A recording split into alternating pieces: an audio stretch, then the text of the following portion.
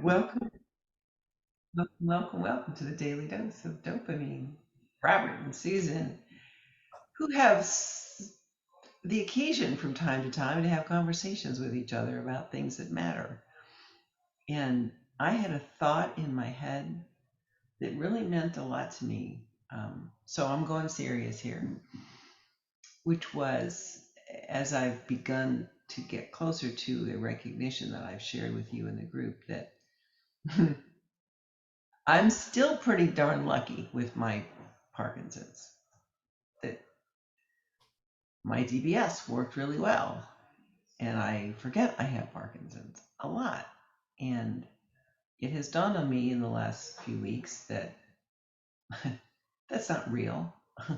I don't not have Parkinson's. I do have Parkinson's, and unless there's a big change, which we're all working hard toward getting, uh, I expect to be at another level of the reality of Parkinson's, which is instantly accompanied by fear. And we work so much in the day one program to address fear and in the ACTS program.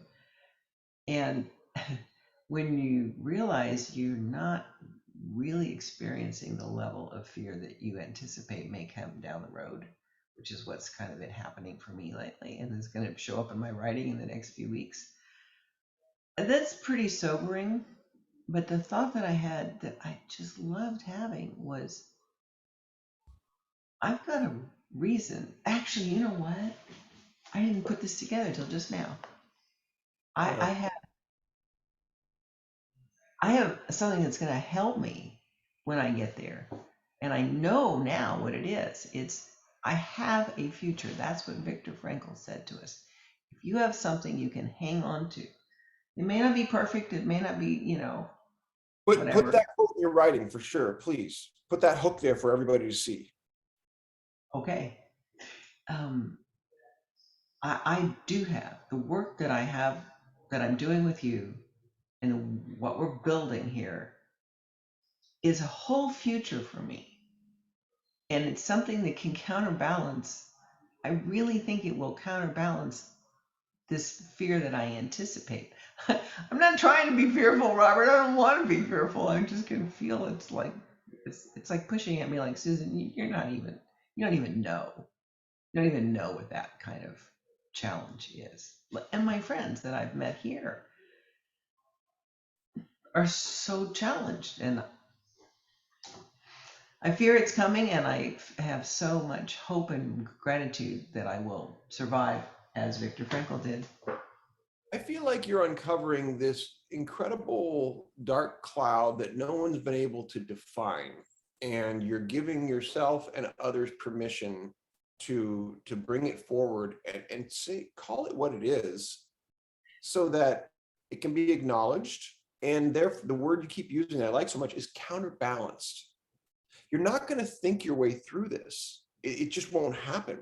You can feel your way to something else. Again, that alternate vision or version of things, as Victor mentions, that is a future that exists. Again, it might be very different than you'd ever imagined. However, if you allow yourself to yes and it, to become accepting of that, you might do things you never imagined. I already am, Right.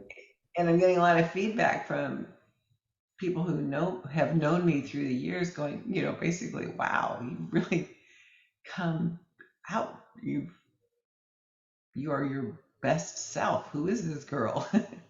And it's lovely. It's lovely. What does that feel like? Because I think I told you earlier about getting that kind of comment from Sharon Krishner, Twitchy Woman's husband, saying, you have a way, and I've been told, I think I've told you before, people say, this is what you're supposed to be doing. When you hear that type of compliment from somebody else about you're coming out or into a self that is a new best self, what does that feel like to you?